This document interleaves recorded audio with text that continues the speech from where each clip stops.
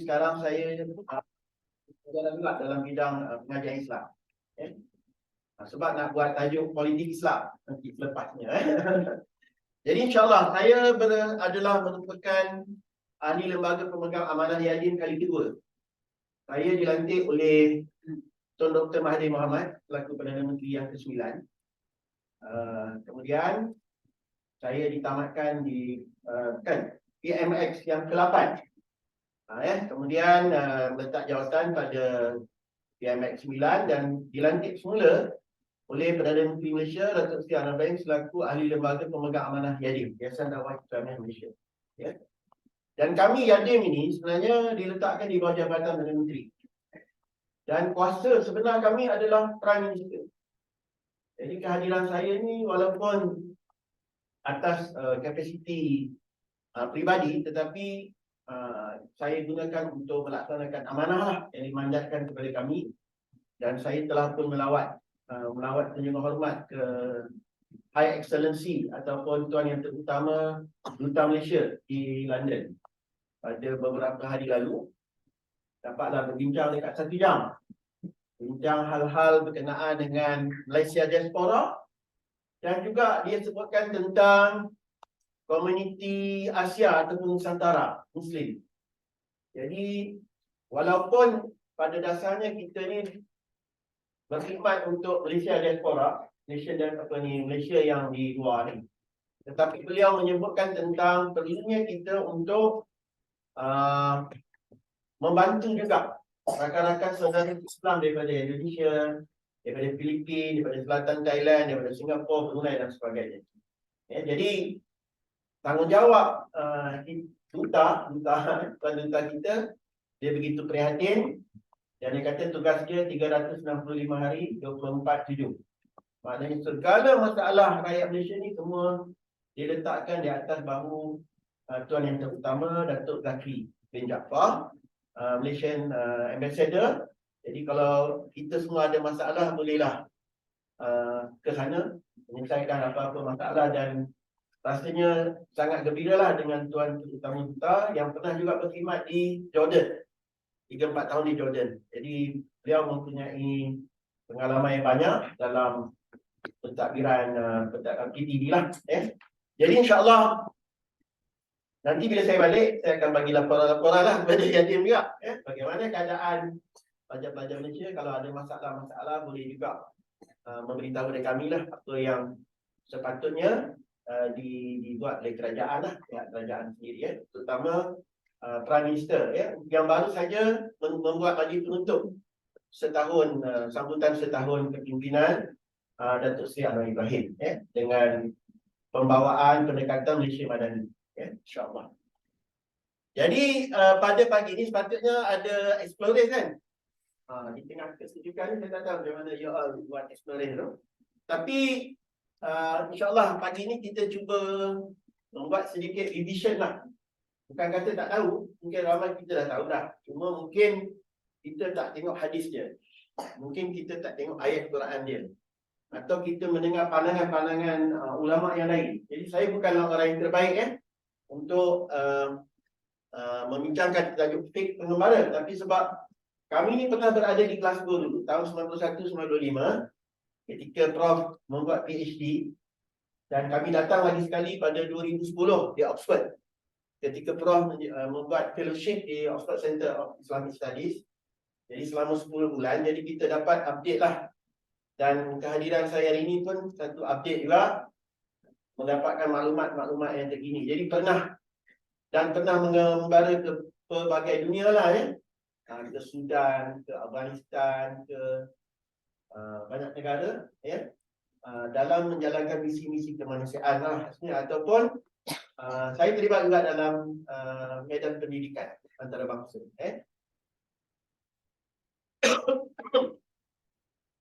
Jadi pertama hadis ni, kalau kita lihat simple saja hadis ini, hadis yang ke-40. Rasulullah sallallahu alaihi wasallam dia memberikan satu gambaran tentang jadilah kamu seperti seorang pengembara di dunia. Apa kata kat hadis ni? Daripada Ibnu Umar radhiyallahu anhu berkata, Rasulullah SAW memegang pundak kedua pundak saya seraya bersabda, jadilah engkau di dunia seakan-akan orang asing atau pengembara. Ibnu Umar berkata, jika kamu berada di sore hari atau di petang hari, janganlah kamu tunggu ke pagi hari. Dan jika kamu berada di pagi hari, janganlah kamu tunggu ke sore hari atau petang hari. Gunakanlah kesihatanmu untuk persiapan saat sakitmu dan kehidupanmu untuk kematianmu. Jadi, maksud di sini pesanan Nabi SAW kepada kita, jadilah kamu seperti di dunia ni sekadar seorang pengembara. Jadi kita dekat Manchester atau Sheffield ni, kita tak bawa barang-barang kita kat rumah yang kita sayang tu semua. Teddy bear ke, ya, kalau orang perempuan ada 10 teddy bear, dia nak bawa semua ke Sheffield kalau boleh. Tak, kita bawa benda yang paling basic. Betul tak? Kita bawa badan kita, satu beg besar paling banyak. Beg yang paling besar tu satu, lepas tu backpack kita, laptop kita. Dan kita dekat Sheffield, kita disediakan sebuah rumah ataupun sebuah bilik. Bilik tu kecil je kan. Dan kita makan pun pagi-pagi breakfast dengan cornflake ke, mungkin malam kebab ke, dan sebagainya. Jadi kita sekadar-kadarnya. Itulah pesan Nabi SAW. Kita, dunia ni hanyalah satu tempat persinggahan. Masa saya kecil, saya teringat ayah saya dulu beri nasihat. Ayah saya seorang nazim masjid, guru besar sekolah agama. Dia selalu bagi tazkirah kat kami. Dia kata, hidup di dunia seperti pengembara yang naik kapal. Kapal tu akan berhenti berlabuh di sebuah pulau. Pulau tu nama Pulau Dunia. Di situ mereka akan mengambil sedikit bekalan-bekalan untuk sementara. Kapal tu akan berlayar lagi. Kapal tu akan berlayar ke alam akhirat. Jadi, kalau kita seorang pengembara, kita tidak akan mensia-siakan waktu lah. Jadi, samalah juga kita kat Sheffield. Ada yang belajar degree, ada yang buat masters, ada yang buat PhD, tapi ada yang tidak berjaya menamatkan PhD dia. Kerana mungkin masalah-masalah supervisor, tajuk tu tak sesuai, masalah-masalah keluarga, ada yang kena balik Malaysia, urusan anak-anak. Jadi, pendek kata, tempoh yang diberikan oleh penaja kita, scholarship, dia kata 3 tahun 5 bulan. Scholarship kalau PhD lah. Ataupun degree, 4 tahun saja. Jadi, bila kita tidak berjaya menamatkan pelajaran kita dalam tempoh yang ditetapkan, maka itu akan mendatangkan kesukaran. Ataupun sekiranya pelajar itu gagal di tahun akhir tentu, dia kena bayar dekat marah lah. Kan? Jadi ada anak saudara saya, dia belajar di Newcastle, atas sebab-sebab tertentu, dia tidak tamat, dia dah hanya dapat diploma saja, maka dia kena bayar balik dekat marah. Dia kena kerja di Singapura lah. Tak gaji dia mana? Double triple lah. Kerja di Singapura mungkin RM10,000 Malaysia. So dia boleh bayar lah dekat marah. Jadi pendek kata, kita jangan lupa pesanan ayah ibu kita, pesanan penaja kita, dan juga peringatan daripada Allah SWT bahawa kita datang kemari ada satu tujuan yang mesti kita fulfill setiap hari. 9 to 5, we have to go to university. Macam Prof dulu, kawan-kawan kami lah, semua kawan-kawan kami ni yang rajin pergi masjid ni lah. Dia punya polisi 9 to 5. Mesti pergi universiti, walaupun PhD student. Dan ada kawan-kawan kami Malaysian yang tak suka lah juga. Dia kata-kata lah macam-macam lah. Tapi mereka tak habis PhD. Asyik pergi kampus sel. Pergi kampus sel dan dia duduk rumah. Dia hilang dia punya matlamat PhD dia. Dan ramai yang gagal. Jadi itu, kerana apa? Kerana mereka lupa tujuan mereka datang ke Scotland lah masa itu untuk belajar dalam pelbagai bidang. Dan PhD adalah satu bidang yang sukar. Ramai yang menangis kalau menceritakan tentang kesusahan mereka membuat PhD. Dia kata seolah-olah kami masuk satu terowong yang gelap. Tak tahu bila nak keluar, bila nak. Dan ada sahabat saya, seorang pensyarah Mesti Melaya dalam bidang geologi. Isteri dia dah balik, dia terpaksa duduk di Glasgow University, duduk dekat lab, duduk kat bilik dia dengan sleeping bag. Selama bertahun, 1 tahun ke 2 tahun, baby. Nak menghabiskan Mungkin tak dapat dia punya komputer, dia tak dapat apa dia nak kan. Dia terpaksa duduk dekat lab tu dengan hanya sleeping bag. Itulah pengorbanan ibu bapa kita dan pensyarah-pensyarah kita yang hebat-hebat tu. Mereka tak jadi hebat kalau mereka tak berjuang bersungguh-sungguh untuk belajar. Ya, sampai macam tu sekali. Isteri, anak pun balik Malaysia, dia hanya pakai sleeping bag. Jadi itulah perjuangan pensyarah-pensyarah kita yang di Malaysia tu, yang hebat-hebat tu. Mereka bukan sebarang orang, mereka adalah orang-orang yang telah berkorban begitu sekali untuk mencari ilmu. Baik. Sebab kita nak jalan-jalan kan, pergi Espana kan. Okay. Jadi kita belajar sedikit tentang fiqh sebab tajuk dia pasal fiqh pengembara.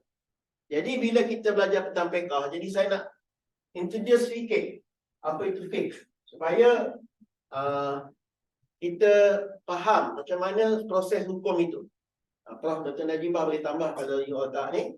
Jadi dalam Islam ni, dia ada yang dipanggil syariah. Syariat itu sebenarnya jalan, manhaj. Cara hidup. Ya.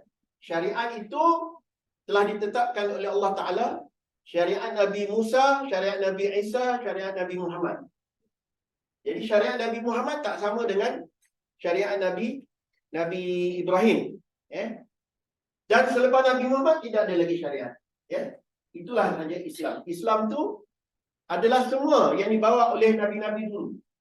Sampailah ke Nabi Muhammad. Semuanya Islam. Semua agamanya adalah Islam. Ya. Tetapi syariat dia, peraturan-peraturan dia, hukum-hukumnya tu berbeza. Contoh di zaman Nabi Adam boleh berkahwin dengan adik-beradik tapi selam. Dia tidak, tadi kita bincang pasal genetik. Dia tak, syariat pada masa itu tak benarkan katalah dia kahwin dengan adik perempuan selepas dia. Dia kena kahwin adik perempuan selam. Sebab masa itu generasi baru duduk atas muka bumi ni. Jadi tapi sebab dia nak kahwin juga, itulah terjadinya peristiwa yang berlaku di zaman Nabi Adam AS kerana dia ingkar dan sebagainya. Berebut adik dia tu. Jadi syariat Nabi Muhammad tu adalah Islam yang menyeluruh. Dalam apa? Dalam bab fiqh, dalam ibadat, dalam jenayah, dalam semua perkara. Baik. Jadi dalam syariat itu tak boleh berubah.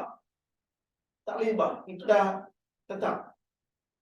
Tetapi dalam melaksanakan syariat itu, misalnya solat, kalau kita fikul ibadah, dalam kita buat ibadat ini, solat, di sana ulama akan khilaf tentang contohnya bab fiqh taharah. Contoh perkara-perkara yang membatalkan wudu. Ya. Contoh seorang lelaki menyentuh isteri dia. Kita sekolah belajar dekat sekolah batal wudu. Betul kan? Tetapi bila kita pergi haji, Majlis Fatwa Kebangsaan Malaysia memberikan satu keputusan tak ikut mazhab Syafi'i, iaitu menyentuh wanita ketika tawaf tanpa ada nafsu syahwat tidak batal. Kita guna mazhab lain. Okey, Majlis Fatwa Kebangsaan memilih satu mazhab lain yang menjadi satu keputusan. Sebab kalau kita batal wuduk, kita kena pergi wuduk balik untuk sempurnakan tawaf. Jadi sebab itu kadang-kadang kita terpaksa bawa isteri, tarik isteri. Nak jaga keselamatan dia, betul tak? Masa tawaf. Jadi kita pegang tak batal wuduk. Jadi kaedah yang membatalkan wuduk itu tak sama antara pandangan-pandangan para ulama Muslim scholars tadi. Para mujtahid. Mujtahid, dia tidak perlu mengikuti mujtahid yang lain. Contohnya Imam Ahmad bin Hanbal, dia tak perlu ikut pandangan Imam Asy-Syafi'i kerana dia sendiri adalah seorang mujtahid. Nak ikut boleh, tapi dia tak perlu. Contoh, Imam Syafi'i berguru dengan Imam Malik. Imam Malik duduk di Madinah. Jadi Imam Malik, dia punya manhaj, kaedah dalam membuat hukum, mendengar pandangan ahli Madinah dalam satu perkara. Itu dia berbeza sikit. Ya. Imam Ahmad dia ambil semua yang dia belajar sebab dia the youngest. Dia belajar dengan Imam Syafi'i, dia tengok semua, dia buat satu pandangan dia. Jadi sebab itu, bila kita membincangkan tentang fiqh, dia akan ada perbezaan pandangan tetapi dalam perkara furu'. Tahu tak furu'? Furu' ni cabang, perkara cabang. Usul itu prinsip, solat. Solat itu prinsip. Furu' tu cabang, cara menunaikan solat. Semua sama, tetapi angkat tangan dekat mana? Angkat tangan dekat sini ke? Angkat tangan dekat perut ke? Ataupun ada yang tak angkat tangan? Jadi perbezaan-perbezaan itu tidak menyebabkan kita berpecah sesama orang Islam dan tak boleh kita menghukum orang. Contoh kalau kat sini, imam solat isyak, kita baca Fatihah kuat-kuat. Kena siku lah. Ada? Kena siku. Tak pernah kena siku. Saya dekat Glasgow dulu, tiba-tiba imam isyak, kita membaca Fatihah. Bismillahirrahmanirrahim. Kena siku. Sebab mereka mazhab lain, apabila imam telah membaca wa idza quri'al Quran fastami'u lahu wa ansitu la'allakum turhamun. Bila dibaca Quran, hendaklah kamu diam dan kamu dengar. Berdasarkan ayat ini, mazhab Hanafi. Mazhab Hanafi, kalau imam baca solat maghrib atau isyak, kita dengar saja. Dia baca Fatihah dan dia baca ayat. Bacaan Fatihah kita ditanggung oleh imam. Tetapi kita mazhab Syafi'i, Fatihah itu sebahagian dari solat. Jadi kita baca itu pelan-pelan. Jangan terlalu semangat sangat. Nanti kena siku. Atau dia marah. Why murid Quran? Imam. Jadi, perbezaan tempat kena diraihkan. Jadi, dalam fiqh, dia meraihkan huruf ataupun suruh setempat itu. Kalau kita pergi perlis, dia tak ada guna. Dia berpandangan mazhab yang lain bahawa tidak ada kunut. Kunut pada kunut-kunut tertentu, kunut nazilah.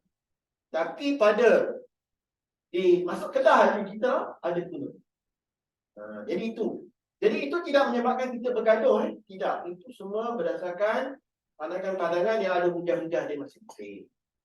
Jadi dalam kita nak bermusafir ni, akan ada perbezaan pandangan. Tapi yang penting solat. Yang tak solat tu yang bermasalah.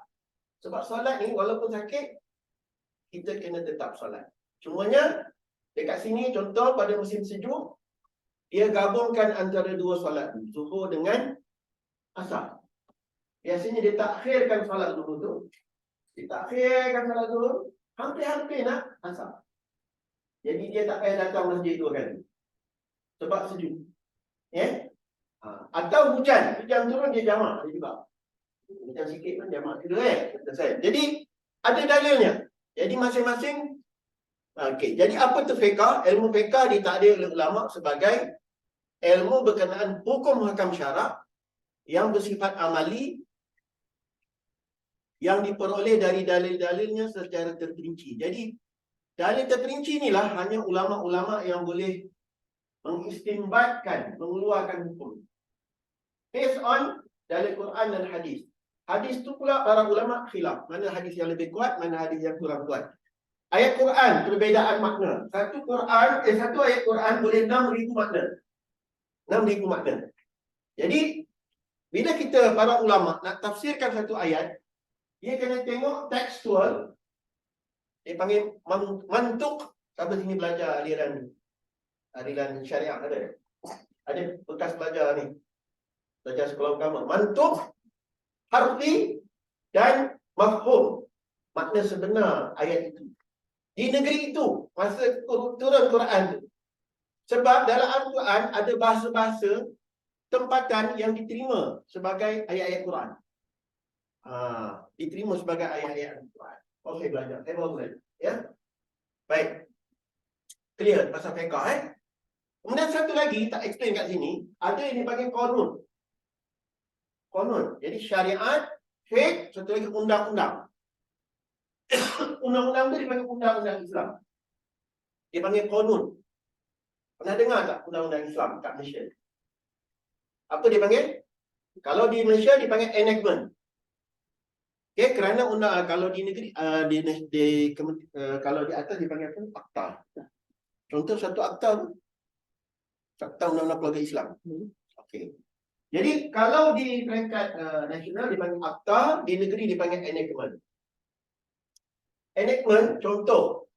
Saya selalu bagi contoh poligami paling mudah. Poligami, seorang lelaki yang nak bernikah, orang Selangor, nak bernikah dekat Terengganu, nak berpoligami, dia kena minta kebenaran dengan hakim di tempat dia. Benda tu tak ada dalam Al-Quran, tak ada dalam As-Sunnah, tak ada dalam fiqh, tak ada dalam fiqh. Kena minta kebenaran hakim, tak ada. Tapi apabila ulama-ulama dengan para hakim-hakim syar'i bermesyuarat, perlu diadakan suatu hukum. Itu dipanggil konon, itu adalah dipanggil apa?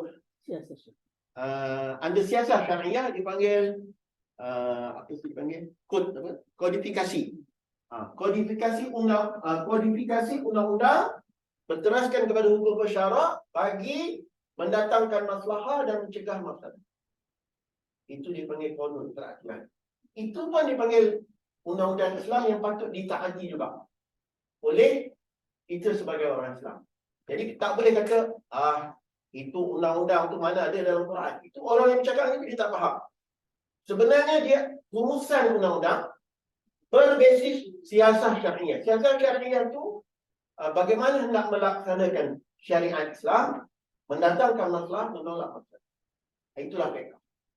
Jadi kalau kita faham yang ni, kita baca dekat internet nanti, semua pandai kan? Boleh check je pendapat mufti wilayah tu, boleh check je kan? Kita tengok banyaknya perbezaan, mana satu nak ambil? Betul tak? Jadi kita kalau dah faham apa itu fiqh, kita tak akan rasa susah hati. Katalah kita pergi Spain. Dekat contoh saya pergi Maghribi pada musim sejuk. Satu hari ni saya pergi ke surau, masjid, saya nak solat. Tiba-tiba saya nampak satu batu dekat tempat wuduk. Satu batu. Batu ni pakcik-pakcik tu pergi sentuh-sentuh batu. Mereka tayamum dengan batu. Debu-debu kat batu. Mereka tak wuduk pun dekat air. Saya orang kampung, orang Ulu Temeling. Saya pun pergilah wuduk musim sejuk tu. Macam biasa juga. Basuh kaki semua kan. Kan menggigil kita kan dalam musim sejuk. Tapi pakcik tu datang-datang dia sentuh-sentuh. Jadi kaedah tayamum tu pun berbeza. Nak sampai siku kan, nak sampai pergelangan tangan. Nanti kita bahaskan. Maknanya, lagi banyak kita keluar, lagi banyak kita mengembara, kita akan lihat perbezaan-perbezaan masyarakat. Betul tak? Lagi luas pandangan kita, insyaAllah. Okey, kita laju sikit. Yang ni tak apa. Jadi kalau di United Kingdom ni, ada istilah-istilah yang akan diguna pakai kat sini tau. Contohnya mustahab. Mustahab ni dia sunat. Mustahab ni sunat. Tapi sunat ni, sebab kadang-kadang kita orang Melayu tak faham apa itu sunnah, apa itu sunat. Sunnah dengan sunat. Sunnah Nabi itu macam semua perbuatan Nabi. Tapi perbuatan Nabi itu ada yang disyariatkan, ada yang hanya untuk diri dia. Contohnya dia berkahwin lebih daripada 4. Itu sunnah Nabi tapi tak boleh buat. Tapi ada sunnah Nabi, perbuatan Nabi, tapi dia tak wajibkan kepada kita. Atau perbuatan Nabi yang muakkadah, yang muakkad, yang disuruh buat. Jadi ini biasa istilah ni kadang-kadang kita tak jelas ini istilah ni. Tapi yang Melayu ni ini je lah kita belajar. Wajib, sunnah, mubah, makruh, haram. Sunnah ni kita kata sunat lah, bukan sunnah. Perbuatan sunnah yang sunat. Kadang-kadang kita silap. Sebab hadis tu sunnah. Hadis Nabi tu sunnah. Al-Quran dan sunnah. Sunnah tu takrir ataupun perkataan atau perbuatan ataupun yang didiamkan oleh Nabi SAW. Bila Nabi diam, kita jangan tanya. Bila tanya jadi hukum. Sebab itu para sahabat tanya. Nanti kita tengok dalam satu hadis. Penggunaan peralatan bukan Islam. Dia tanya, Rasulullah boleh ke makan ni? Cerita. Macam kita pergi kedai, fish and chip, katalah pergi Espana, fish and chip, ikan dan chip, halal. Kita pun tanya, ini minyak guna lat ke, minyak apa ke? Dia kata lat, tak tahu makan dah. Sebab kita tanya, dah tak boleh makan dah. Tapi kalau kita kata pisang halal, takkan tanya pisang ni ada lat ke tak ada lat kan? Benda pisang halal lah, roti. Roti halal kan? Tapi kalau kita tanya lagi, hello, okey, ini roti guna minyak lat ke tak lat? Dia kata, ya, we use pork lard. Kita tak boleh makan lah. Betul tak?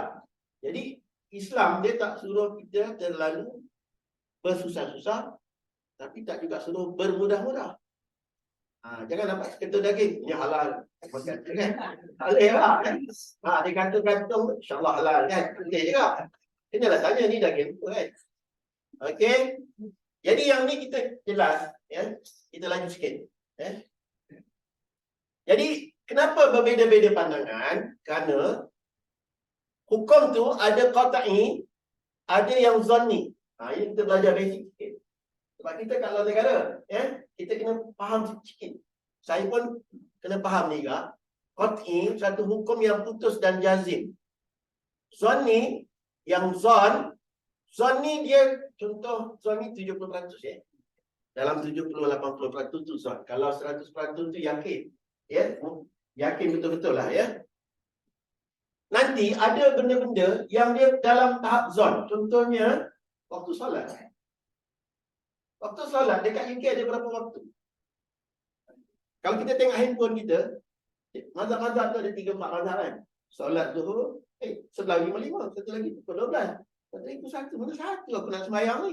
Kepala kita pening. Jadi sebab dia based on zon. Arah kiblat.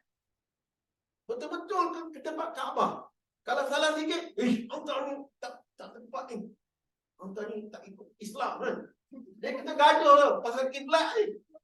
Sebab apa? Ada kawan saya, dalam kiblat tu ada map, ada apa? Ada kompas. Lepas dia bentang tu, dia koyak kompas tu. Ini semua bid'ah. Ya Allah, juga. Benda ni. Kerana kita terlalu syadid, bagus. Syadid tu makna terlalu ketat. Tapi Islam ni tak macam tu. Ada lagi satu istilah yang saya nak ajar juga lah. Kita mungkin you all dah tahu. Dalam Islam ada dipanggil wajib muwasak. Tahu tak wajib muwasak? Daripada bahasa Arab, muwasak ni wajib yang waktunya diluaskan oleh Allah Ta'ala. Contoh solat zuhur. Katalah solat zuhur di Malaysia lah. Pukul 1 hingga pukul 4. Selagi kita sembahyang dalam waktu tu, tidak berdosa. Kita tak boleh mendosakan orang. Tapi kita boleh mendakwahkan orang. Janganlah salat akhir waktu. Salat tadi lah, kita salat awal waktu. Tapi kita tak boleh mendosakan orang. Berdosa. Tak boleh. Dia bangun subuh, lagi 10 minit sebelum subuh. Sebelum habis subuh. Tak boleh mendosakan dia. Sebab dia dalam waktu yang diberikan oleh Allah Ta'ala. Faham tak? Tapi tak baguslah. Tak baguslah. Katalah malam tu dia study terlewat. Dia lagi 10 minit baru dia buka-buka mata. Semayang subuh, kan? Dia tak berdosa lagi. Tapi kalau dia terlajak dengan sengaja, tak berdosa lah. Kalau dia tidur juga tapi tak sengaja, tak berdosa juga. Tak berdosa juga. Jadi kita ni, tugas kita ni bukan mendosakan orang, mensyurgakan orang. Jadi kita kena jelas. Jadi mana dalam hukum ni ada yang zon, ada yang qat'i. Okey. Apabila seorang hakim, contoh riwayat Bukhari Muslim, melakukan hukum lalu dia berijtihad dan kemudiannya dia benar, maka untuknya 2 ganjaran pahala. Sekiranya beliau menghakimi dan berijtihad, kemudian dia tersilap, maka baginya 1 pahala. Maknanya, kalau ijtihad ulama tu betul, dia dapat 2 ganjaran. Kalau salah, 1 ganjaran. Maknanya masih tak berdosa. Jadi mana semua pandangan scholar tu, ulama-ulama kita tu semua tak berdosa kalau kita ikut.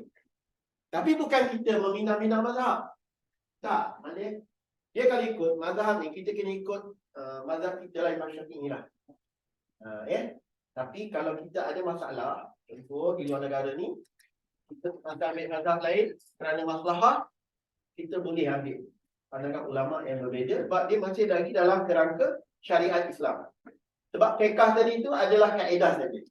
Tapi sembahyang tu wajib. Gitu. Dia khilaf dekat cara tu. Sahaja. Selagi kita dalam kerangka syariat Islam, maka tidak berdosa. Nanti kita tengok. Okey, tak apa ini.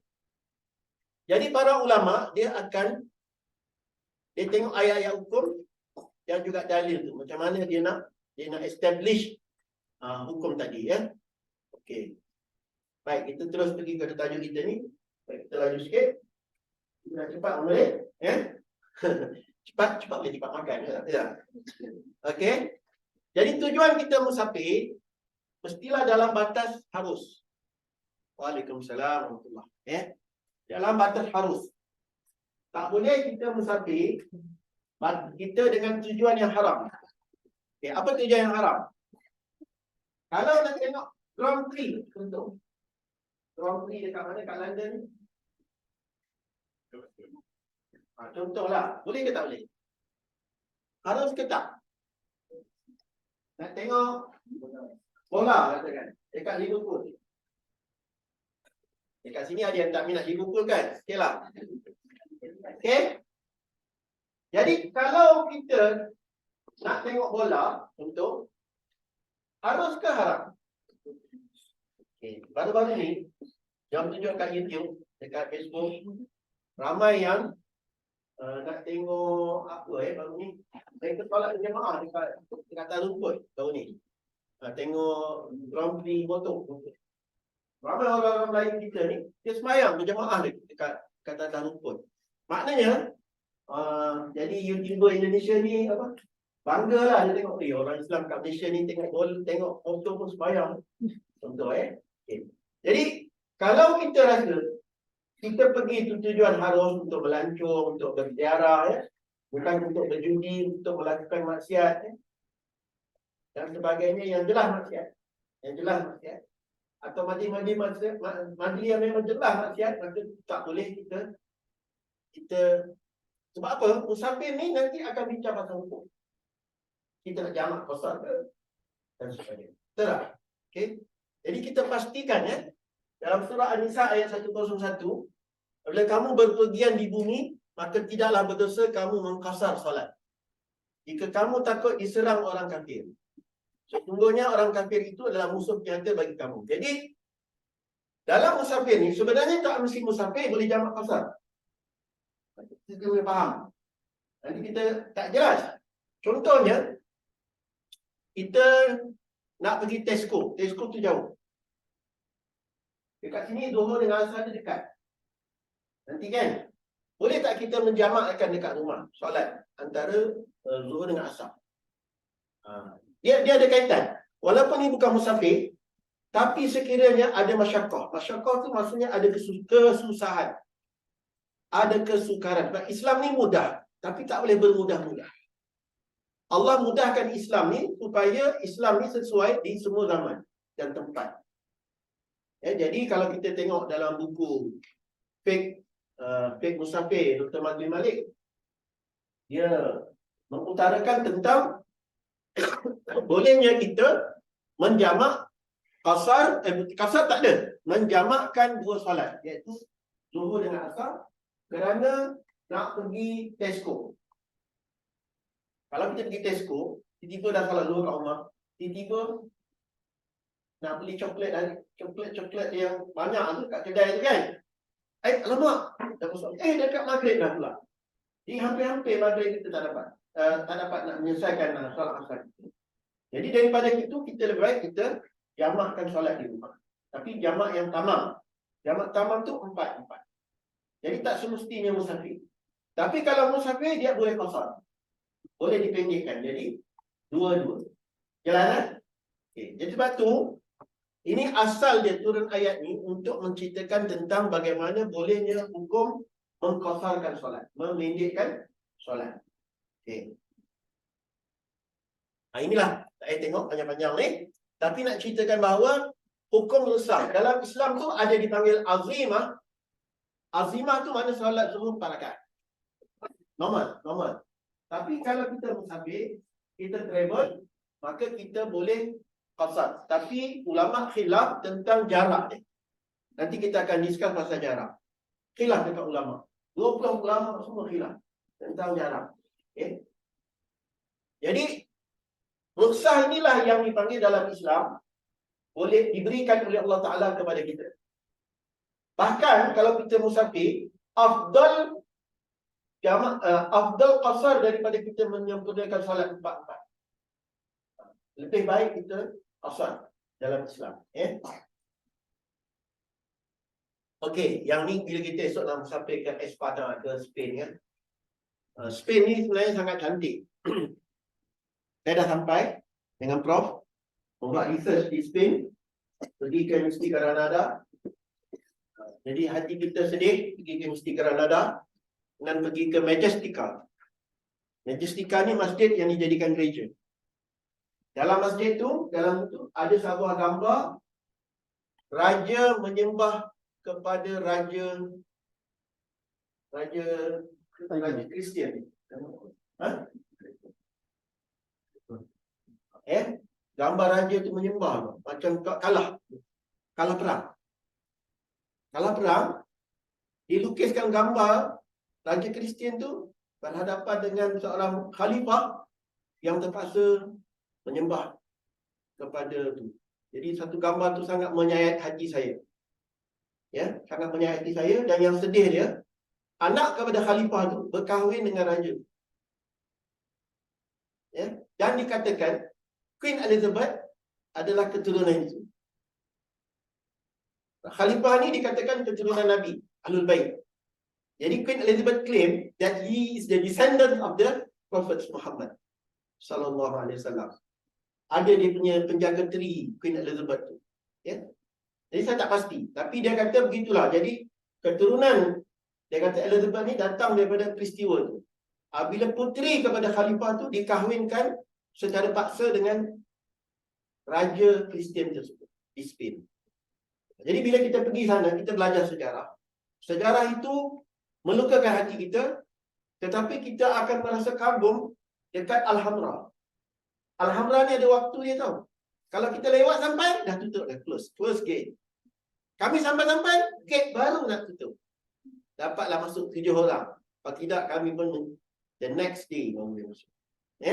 Jadi, kalau kita sampai ke Alhamra, kita rasa macam masuk syurga lah. Macam tu. Hebatnya, dan mereka menanam dekat Alhamra tu pokok-pokok limau. Pokok-pokok limau ni akan mengeluarkan bau dia pada musim buah. Jadi seolah-olah the smell of the buah limau tu sangat indah sekali. Ya, sangat indah sekali. Ya. Dan di sana yang pelik dia, Alhamra ni agak bukit. Tetapi air boleh dipancurkan, ada fountain. Jadi teknologi Islam pada zaman itu telah melahirkan satu tamadun. Ya, Islam telah membawa satu tamadun, dan Islam bukan membawa kepada kebinasaan. Islam ni datang membawa keindahan dan membawa teknologi. Jadi Islam ni selalu dimomokkan dengan kezaliman, pancung kepala orang, itulah ini semua, menyeksa kaum wanita. Sebenarnya Islam adalah Nabi yang paling pertama di dunia ni selepas Nabi-Nabi dulu lah, Nabi Muhammad, yang memuliakan kaum wanita. Memberikan hak lagi, hak harta. Tak boleh diambil hak mereka. Dan juga hak pusaka. Dulu orang di England sampai ke abad 21 ni, mereka tak ada dapat pusaka. Dan nama mereka disebut atas nama suami dia. This is Madam, dia panggil bukan Madam, dia panggil apa? Madam Madam Smith ya. Katalah nama suami dia Smith, dia panggil Madam Smith. Betul macam tu. Dia tak panggil nama dia tu, nama perempuan tu. Dia tak panggil, dia panggil benda. Seolah-olah wanita di Britain ni baru je mendapat hak dia. Sebelum ni mereka tak ada hak dari segi pewarisan, dan juga dari segi nama pun tidak mereka pun masih berjuang untuk mendapatkan hak sama rata. Dekat negara kita dah tak ada masalah. Baik. Jadi kita bila pergi musafir, kita kena berdoa kerana kita tak tahu dalam sepanjang pemusafiran kita tu akan berlaku musibah. Okey? Ada pelajar-pelajar Malaysia yang meninggal dunia sewaktu melawat ke Jordan. Melawat ke Jordan. Sebab itu ada pandangan-pandangan ulama, kalau kita pergi kawasan-kawasan yang dilaknat oleh Allah Ta'ala tu, jangan kita bangga. Jangan puji-puji bangunan yang dilaknat oleh Allah SWT. Kat Jordan tu ada Petra. Ada Petra, dan kalau di Saudi tu ada apa nama dia? Di Saudi? Hotel Nabi Saleh tu. Madain.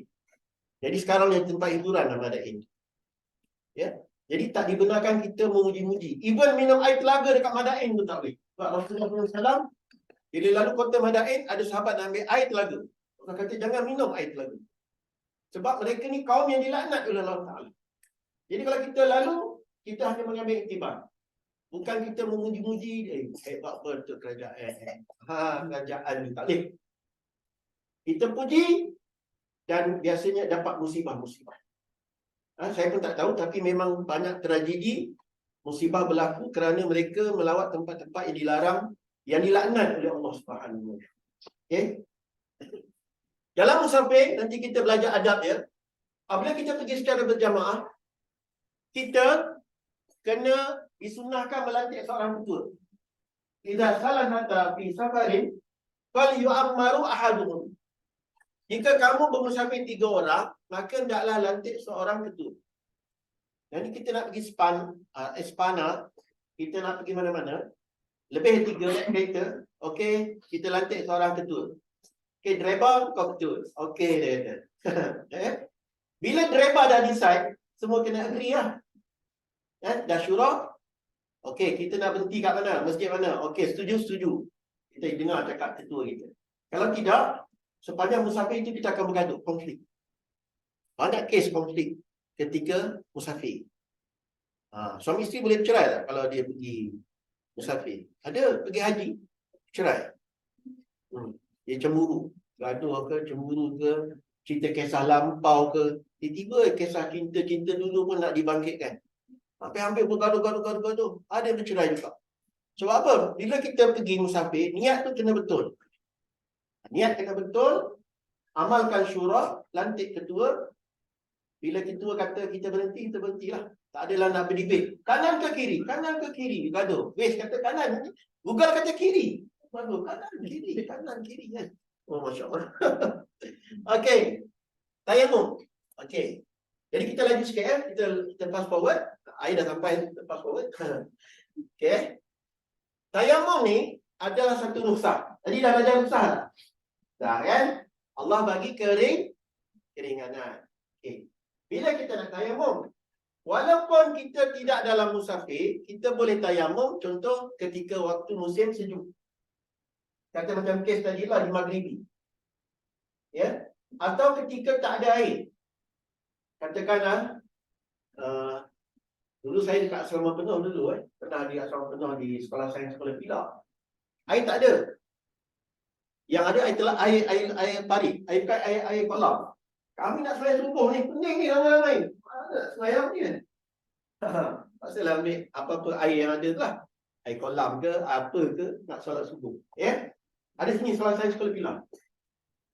Kita alumni kalau siapa ada sini. Kisah ada seorang tadi. Saya kisah, saya KK. Jadi, hukum tayamum ni bila ada keuzuran. Contoh apa? Sakit. Tapi kalau sakit, kita boleh berwuduk. Tapi tempat luka tu kita sapu saja. Katalah tangan kita kena simen. Kita wuduk dekat apa? Kat sini. Tapi kita sapu je. Kan? Tapi kalau katalah memang tak ada air. Contoh masuk waktu tak ada air.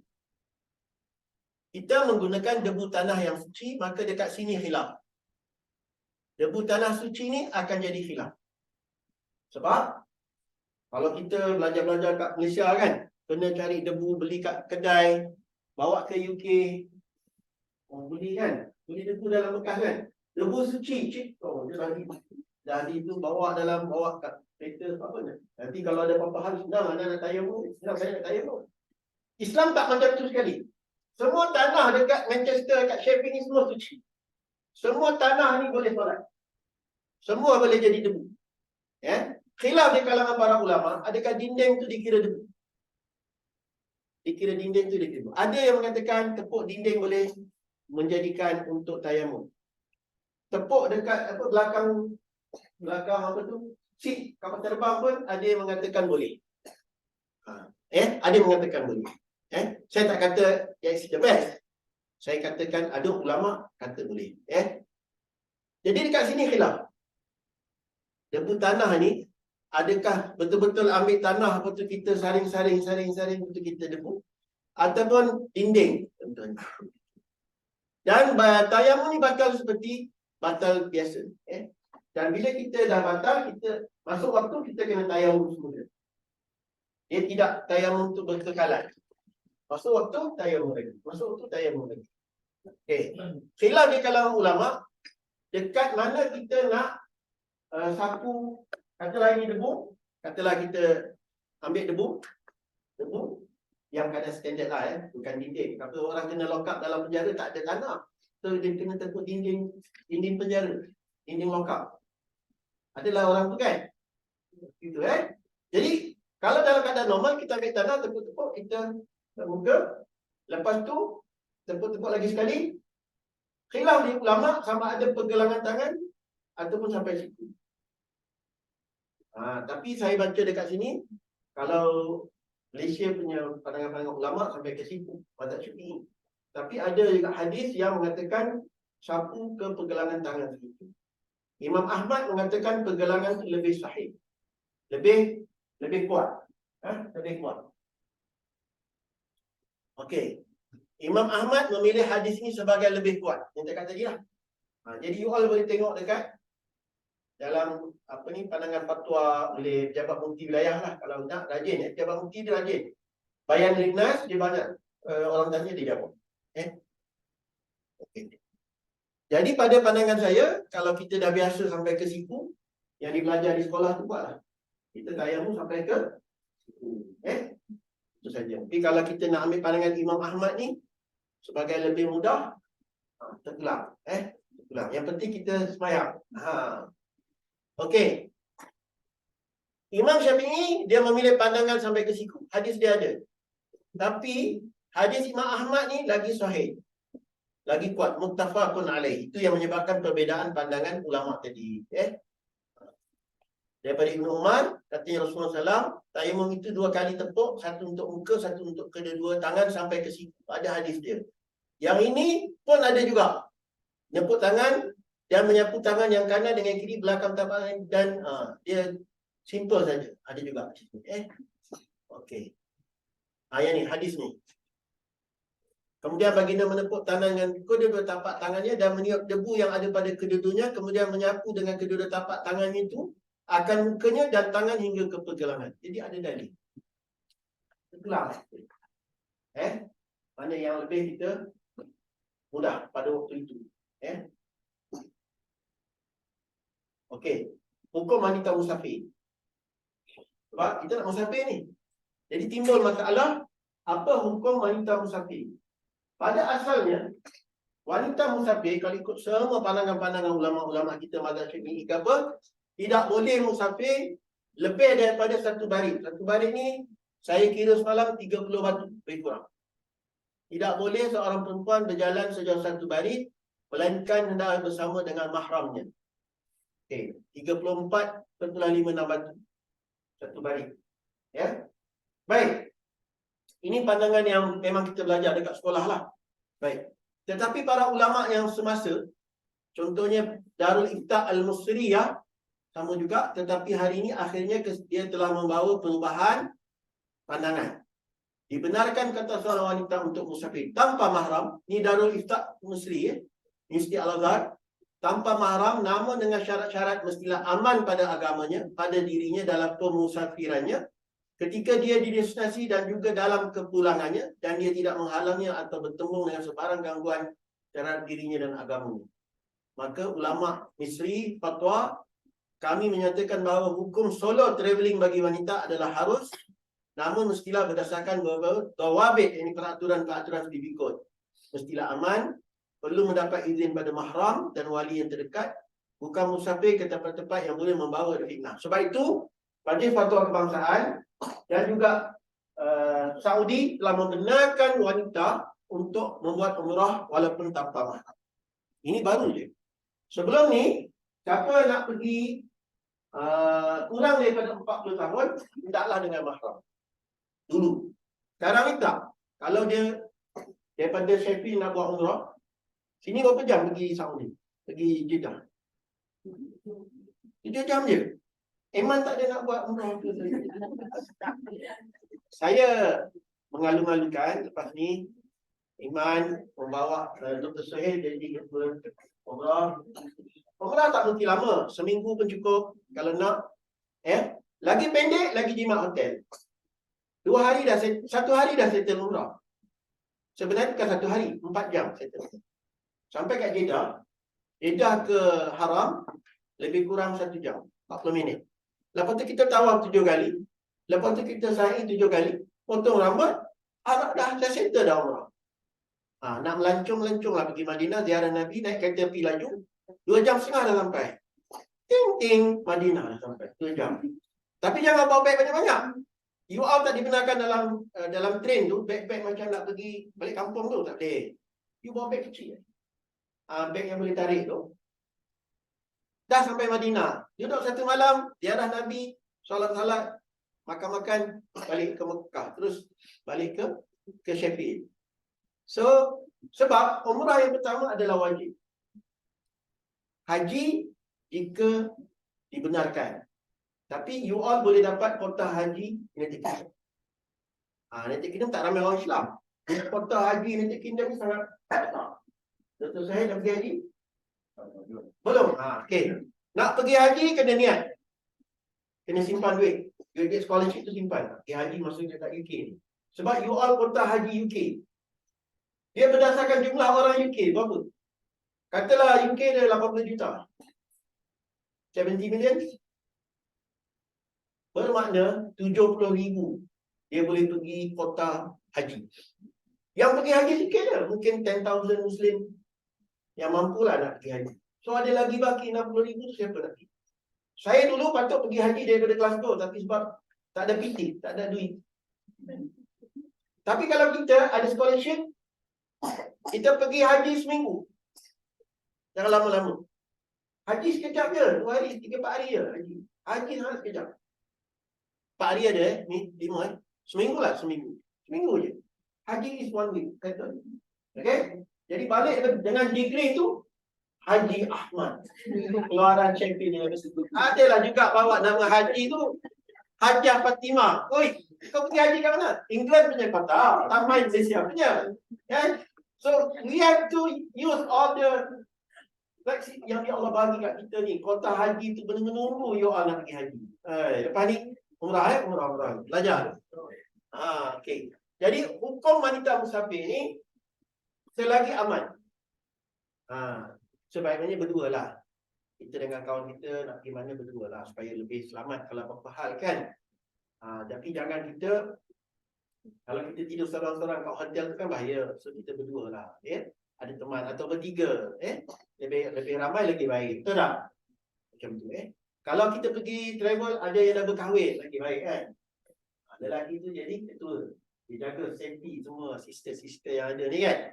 Okay everybody. Dia jaga. Senang hati mak bapak kita. Betul tak? Okay. Kita dalam musafir ni isu khuf. Isu khuf. Dalam kat belah ada masuk Zuhur dia akan cepatkan. Khuf. Siapa sini dah tahu dah khuf? Dah pakai khuf pun. Dah beli khuf dah. Siapa sini ada khuf kat rumah? Tahu tak khuf tu apa? Khuf tu kasut kulit. Macam stokin tapi dibuat dari kulit. Itu yang original khuf. Itu original khuf.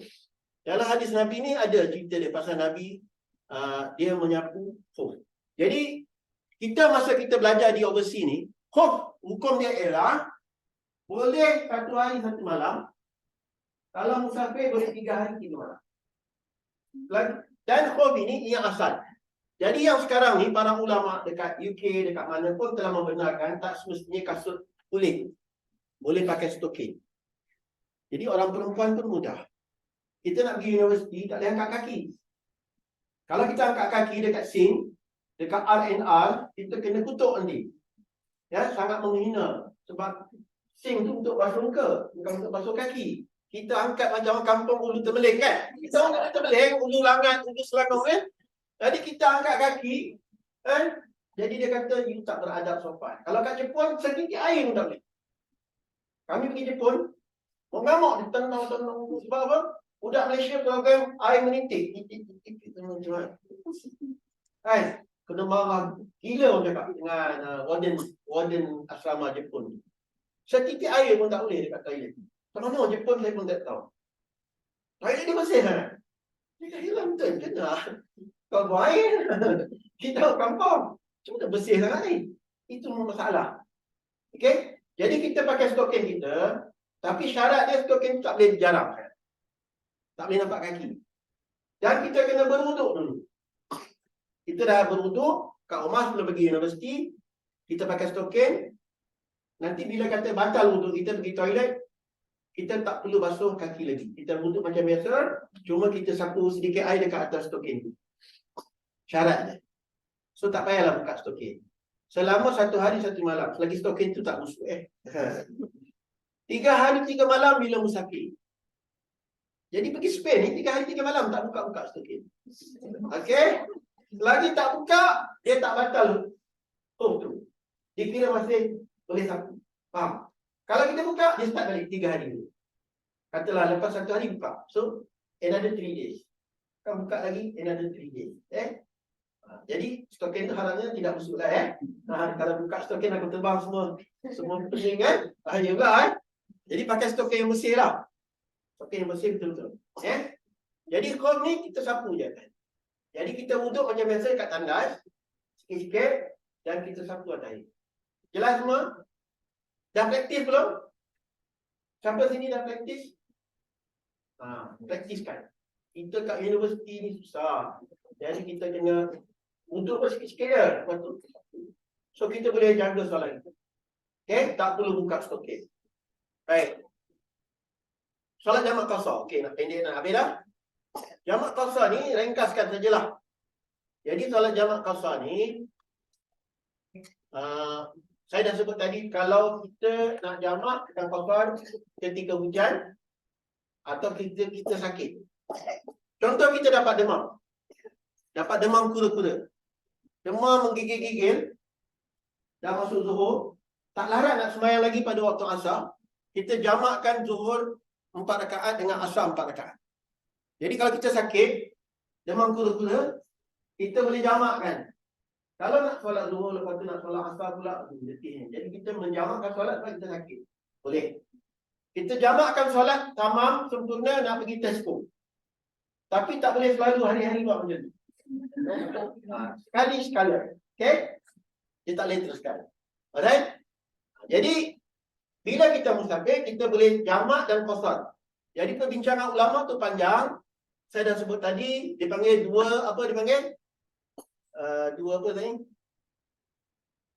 dua marhalah. Baik.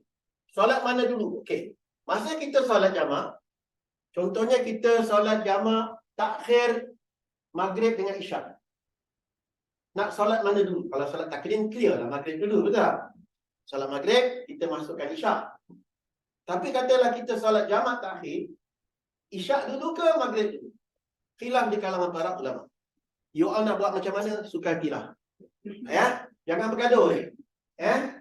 Boleh.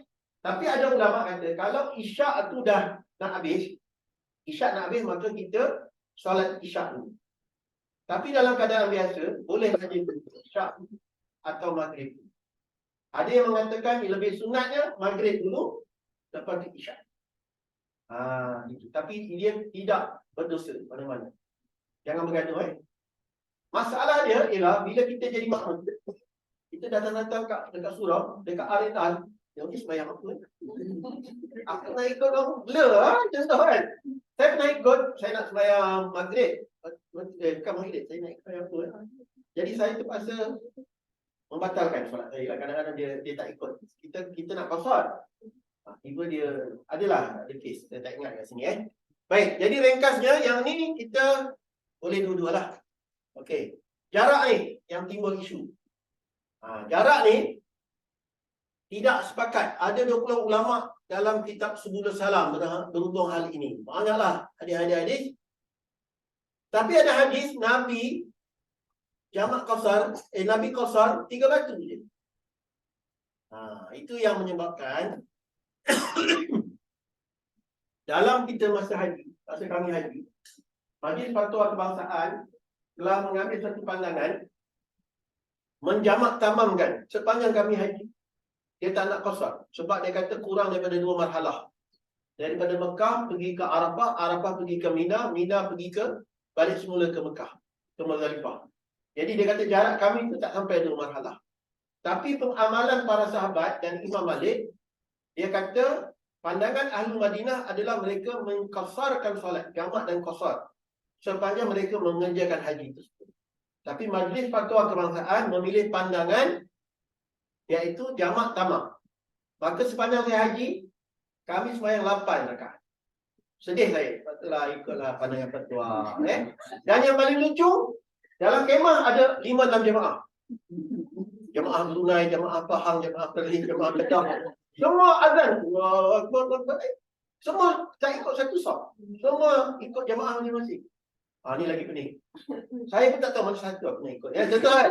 Aku nak ikut jemaah Brunei ke jemaah ni kan?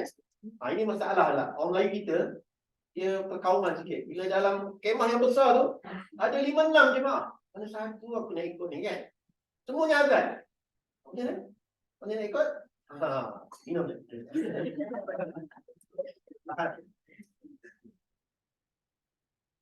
Okey. Ya. Jadi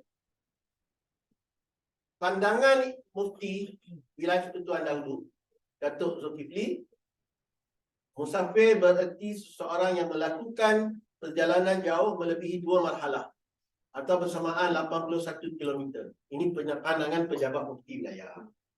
Tapi ada pandangan-pandangan dalam hadis tu 132 km baru dikatakan 2 marhalah. Tapi kita kalau negara ni kan susah kan, tak travel ni. Maka pandai-pandailah ikut pandangan yang mana. Ya, saya pun tak boleh nak cakap yang inilah saja.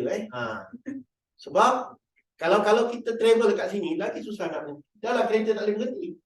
Tak ada lorong tempat berhenti. Betul tak?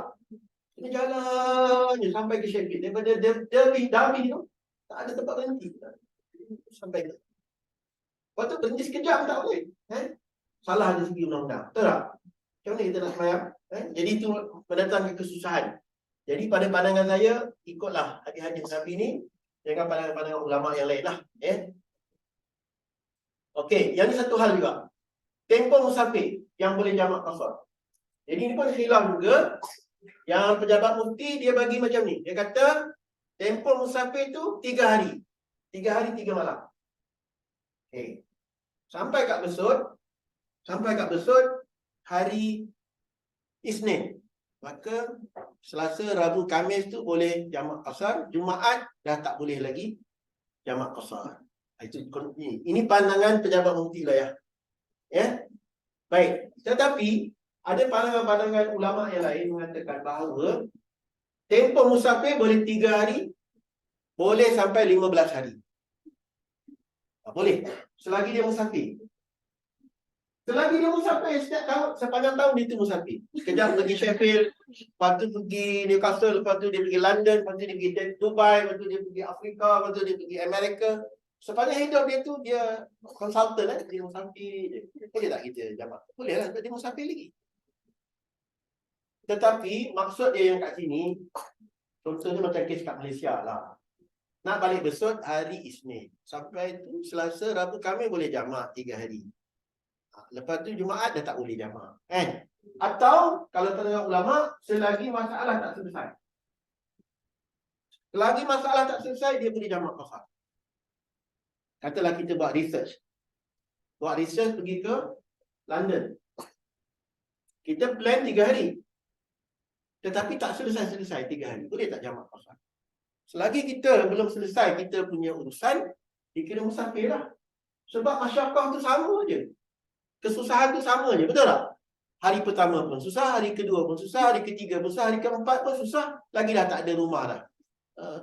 Dah tak ada hotel lah. Contoh lah. Hotel dah habis tempoh. Dah kena lagi research lagi. Tak pergi London, nak pergi sana, nak pergi sini. Jadi, ada pandangan ulama, selagi kamu masih musafir dan memang masalah. Sebab ilat dia, asbab kepada hukum ni adalah kesukaran. Illah dia panggil. Illah ni maksud dia punca sebab dibenarkan jamak qasar ni adalah kesusahan. Kesusahan itu yang menyebabkan Allah bagi kesukaran. Bagi kemudahan. Bagi kemudahan. Baik kan? Tapi pandangan Imam pejabat mufti wilayah tu 3 hari je dia kata. Saya baca dalam dekat YouTube tu, dekat Facebook, dekat website Jabat Mufti, dia tak bincang pasal 15 hari. Tapi saya baca pandangan-pandangan lain, ada yang sampai 15 hari. Sebab apabila dia kata lebih tu, dia kata dah jadi mukim. Mukim ni kita nak menetap tempat tu lama. So, you all dekat sini, mukim ke musafir? Kat Sheffield ni. Mungkin dah. Jadi you all kena pergi masjid solat Jumaat. Jadi semalam kami berbincang, ada seorang doktor gigi yang tak boleh nak keluar solat Jumaat. Memang waktu dia bertugas. Dia tengah rawat patient. Allah pada tengah rawat patient. Nak jaga gigi orang. Sekejap, aku pergi sembahyang Jumaat je. Tak boleh. So dia dah macam tu. Macam mana dia nak buat? Dia dalam keadaan darurat dan dia tak boleh sembahyang Jumaat. Macam mana buat? Itu ulama-ulama inilah jawab. Maksudnya, you all lebih tahu masalah-masalah. Tapi kalau dekat sini, you all dah bukan lagi dipanggil musafir. Saya masih musafir. You all dah mukim. Beralamat di Sheffield dah, ada alamat rumah. Betul tak? Jadi dikira kita dah bermukim. Mas Tautin tu memang betul-betul forever dah duduk sini beli rumah lah. Dah jadi doktor, pakar, gaji dah bagus.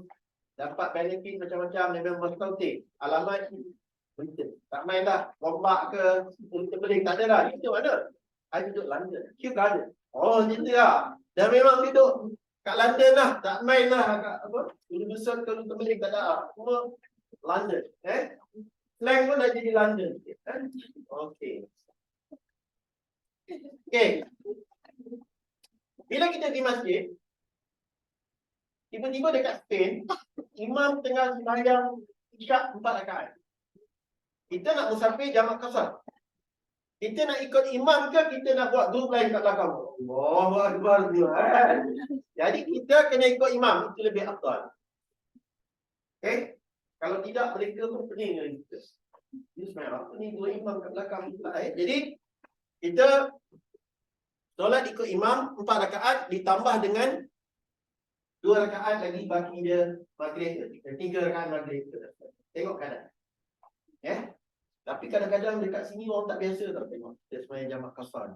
Sebab ada pandangan-pandangan mereka macam tak ada jamak qasar tu. Malah tak pasti.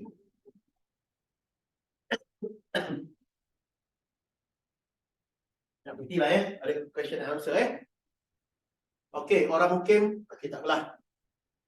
Ini pun jelas, tak apa. Hukum mengenai, okey, yang ni nak habis dah. Hukum menggunakan peralatan makanan dan minum dalam musafir di negara bukan Islam. Tadi mau sampai. Kita travel R&R. Kita pun tanya, pinggan ni sama ke tak? Tanya dekat abang dia tu, jaga catering. Dia pun tak faham apa tu sama. Saya dah masuk dalam oven tau, dia kata. Betul siapa pernah duduk foster parent? Sampai sini pernah duduk foster parent? Tak ada. Dulu, mereka kena duduk 2 tahun dengan foster parent. Jadi ada satu pelajar Malaysia ni, dia duduk dengan foster parent. Dia tahu pasal hukum samak-samak ni. Dia masukkan pinggan tu dalam oven. Dia bakar pinggan tu dalam oven. Macam tu sekali. Sebab nak make sure anak angkat dia ni kira halal lah. Macam tu sekali. Okey. Jadi rupa-rupanya dalam hadis Nabi dah ada lah. Bila saya baca hadis ni, saya pun senyum je baca hadis. Sesungguhnya kami berjiran dengan ahli kitab. Madinah tu majoriti adalah orang Yahudi. Sebelum kedatangan Nabi Muhammad SAW. Mereka dah pilih tempat-tempat cantik dekat Madinah tu sebagai penempatan mereka kerana mereka pilih the last prophet is daripada orang Yahudi. Okay. Jadi mereka ni, kami berjiran dengan ahli kitab. Mereka biasa memasak daging khinzir di dalam periuk mereka dan biasa meminum khamar dalam bekas-bekas mereka. Rasulullah SAW menjawab, jika kalian dapat menggunakan perkakas-perkakas yang lain, maka makan dan minumlah di dalamnya. Jika kalian tidak dapat selainnya, maka cucilah ia dengan air, kemudian makan dan minum. Jadi Rasulullah SAW dah ajar pada kita satu kemudahan. Jadi, tapi kalau kita rasa tak selesa nak cuci najis mughalladhah kan, 7 kali air, 1 bahagian dengan tanah. Betul tak? Itu kalau kita masuk rumah baru lah. Masuk rumah baru, tengok peti air tu macam apa benda dia masuk dia kan? Khinzir ke apa kan? 1 ekor khinzir ke kan? Kita geli nak makan tu tak? Kita pun cucilah dengan tanah, dengan 7 kali air, 1 bahagian dengan air tanah. Tapi kalau kita masuk Airbnb, kita sewa Airbnb kat sini banyak kan? Tengok-tengok, ni mak saleh ni halal ke haram ke? Babi ke apa ni? Pinggan-pinggan kita apa ni? Sudu-sudu ni boleh pakai tak? Cawan-cawan ni kan? Jadi hukum dia ikut hukum yang lain. Hukum dia bersih. Tak adalah sampai kita ambil tanah kat cabin. Masih nak sekali kan? Itu boleh, nak buat boleh. Tapi tuan rumah marah lah. Kita main kan? Kita sale kan? Bahaya Okey, tapi pada umumnya kita boleh mencuci dengan 7 kali air dan 1 bahagian tanah. Ini kita belajar kat sekolah. Tak? Semua dapat A kan tu? Yang di Islam kan? Okey. Okey, yang ni ada contoh dalam riwayat Muslim, penyucian bekas salah seorang di klien bila dijilat anjing. Maknanya nampak anjing jilat pinggan tu baru hukum tu kita sama. Tapi pinggan-pinggan yang bersih dekat Airbnb tu kita kira suci dan halal. Jangan tanya banyak-banyak. Tengok teropong kat lagi. Ambil mikroskop. Ada DNA babi ke tak? Okey, jadi itu saja yang satu lagi last jadi tentang solat hormat waktu yang saya tak ada dalam mobile ni ialah solat hormat waktu ni senang saja. Sekiranya kita dalam musafir naik kapal terbang, kita dalam keadaan berhadas, tak sempat nak wuduk, maka kita boleh solat hormat waktu tetapi kena qada. Tapi kalau kita boleh berwuduk dekat toilet dan dah masuk waktu, kita tengok-tengoklah naik kapal terbang. Macam dah naik matahari dekat subuh dah, kita pun sembahyang subuh lah 2 rakaat. Maka kita dalam keadaan bersih, suci dan berwuduk dekat toilet, pakai khuf, sapu je, tak ada angkat kaki dekat dekat toilet dekat kapal terbang tu. Betul terjatuh pula, tergolek pula. Maka tak perlu qada. Tak payah qada, itu saja, senang je. Tapi contoh kita driving jam. Tiba kita tak ada wuduk, berhadas. Tapi jam teruk ni, jam gila 4 jam ni dekat Kuala Lumpur. Pernah berlaku kat saya. Tak sampai kat surau apa Shell ke kan. Macam mana ni, dah masuk maghrib, nak masuk isyak dah. Maka kita solat maghrib, hormat waktu. Nanti kita qada. Pernah berlaku jarang lah. Setahun sekali lah berlaku kan. Jadi sebab tu kita kena tahu hukum-hukum ni supaya yang penting kita solat lah. Itu saja. Jangan mengabaikan solat, kerana solat tu fardu yang diperintahkan oleh Allah Subhanahu Wa Taala. Okey, habis Kalau ada soalan-soalan saya serah balik pada MC. Master of Ceremony. Ada soalan tak? Ada soalan? Clear? Clear. Bagi tahu nama ni siapa, fakulti apa? Nama saya Elan Jadi Iskandar.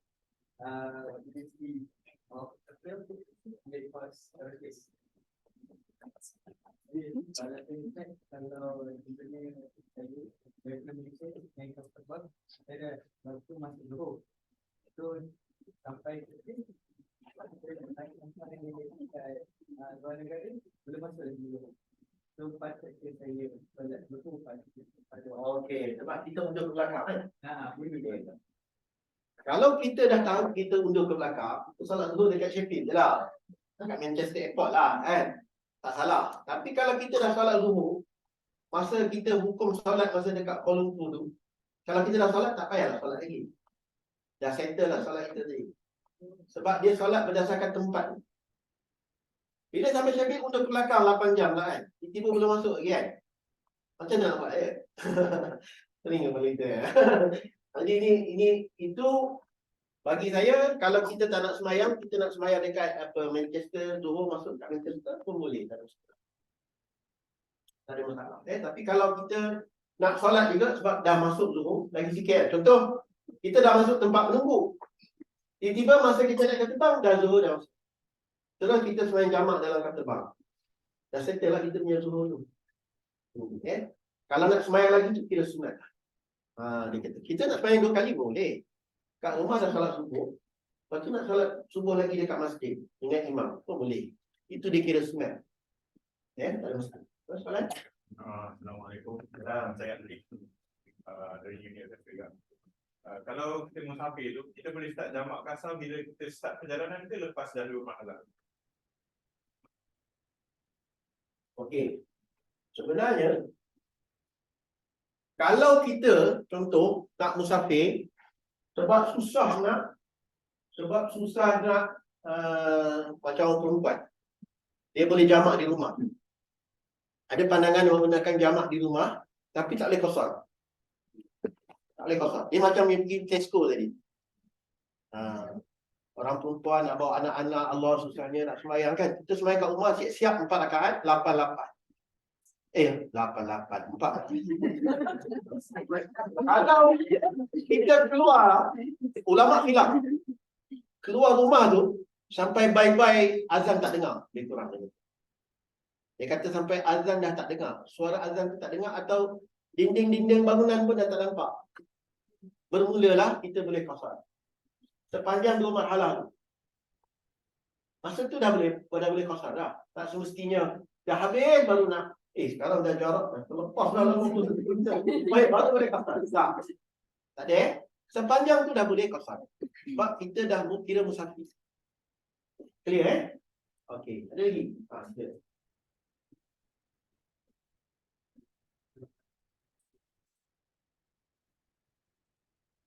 Dia soalan pasal lebih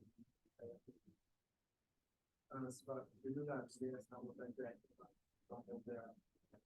wajib ada lebih sekarang macam apa bawa tu yang apa yang saya minta. So macam bila saya cakap lagi macam tanya dia macam sebab apa, sebab the act of yang itu kita macam tepuk kan. So macam nak tahu lah macam kita tepuk tu kena ada sakit ke tidak bawakan kita memang kena ada tepuk ke ataupun macam apa action dia yang Okey. Ya ginilah. Kita cakap tadi fiqh. Daripada awal tadi saya dah sebut pasal apa itu fiqh. Betul tak? Bila fiqh ada khilaf di kalangan ulama. Mengikut mana-mana pandangan ulama itu tidak berdosa. Kalau tidak ada satu ulama aja, satu mazhab jelah di dunia ni. Bahkan semua ulama dia mengatakan Quran dan hadis mazhab. Yang mereka tak menghina antara satu ulama dengan satu ulama. Dia tak. Imam Malik hormat Imam Syafi'i. Jadi sebab tu apabila kita belajar pasal fiqh, contohnya macam tadi, debu tu apa? Debu tu memang ada yang mazhab Syafi'i kita di Malaysia, dia nak kita bawa debu tu, beli tu dekat kedai tu. Debu yang betul-betul diproses. Bawa ke England ni. Contoh kan. Ni kalau aku nak tayamum senang, boleh. Itu yang paling baik. Tapi dalam keadaan kita suka, kita mukhayam, kita camping, tak ada air, kita tepuk tanah tu. Tepuk sekali. Kan? Tepuk lagi. Dan ini berkhilaf antara pergelangan dengan sipu. Yang kat Malaysia sampai sipu betul tak? Yang kita belajar Okey. Jadi ada juga pandangan ulama tepuk dekat apa tu tempat duduk kapal terbang tu pun boleh.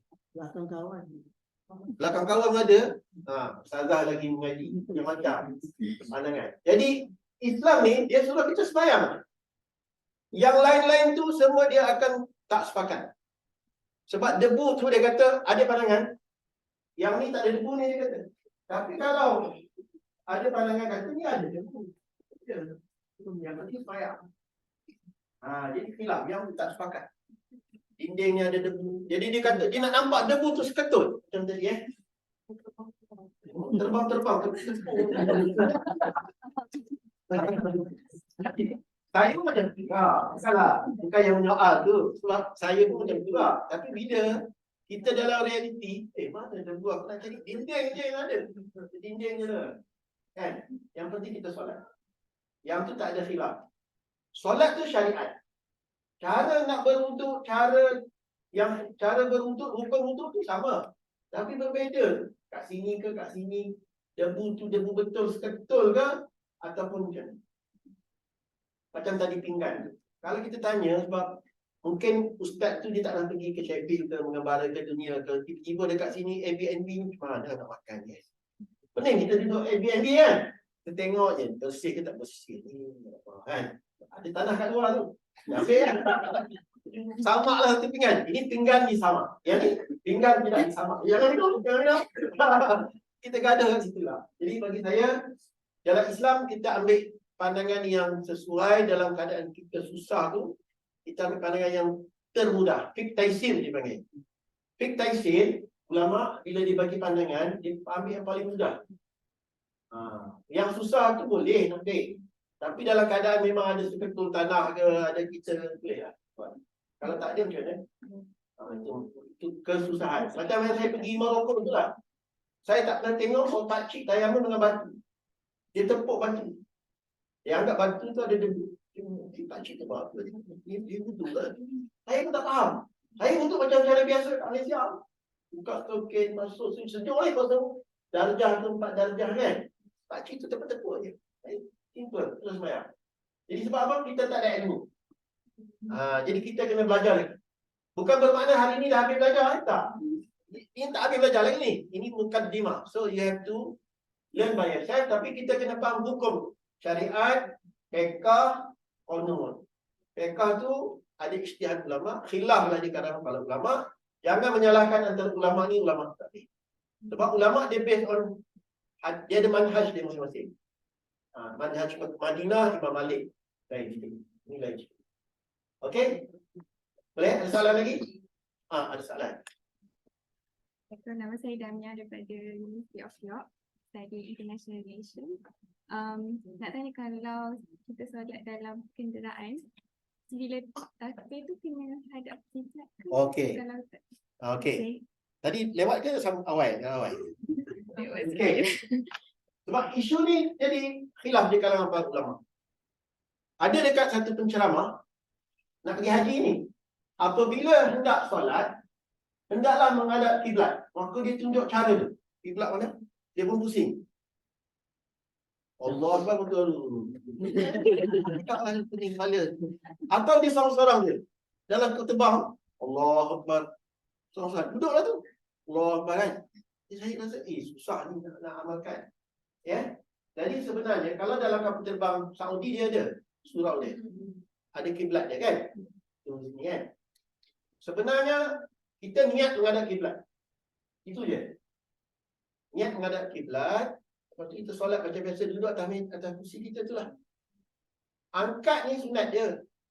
Kalau malu Mak Saleh tu sebelah tengok kita pelik sangat, kita tu Allah Akbar. Boleh je. Tapi kalau nak buat, rasa orang pun tak ada pelik-pelik, Allah Akbar. Boleh. Angkat takbir, Allah Akbar. Jadi, yang penting sebab ada ayat Quran, Ainama tuwallu fasama wajhullah. Di mana saja kamu menghadap, di situlah wajah. Di situlah Allah Subhanahu Wa Taala. Jadi bila kita niat, kita solat dalam hati niat menghadap apa? Dan niat itu khilaf pula dibaca kok kuat dalam hati. Niat tu sebenarnya dalam hati. Lintasan hati.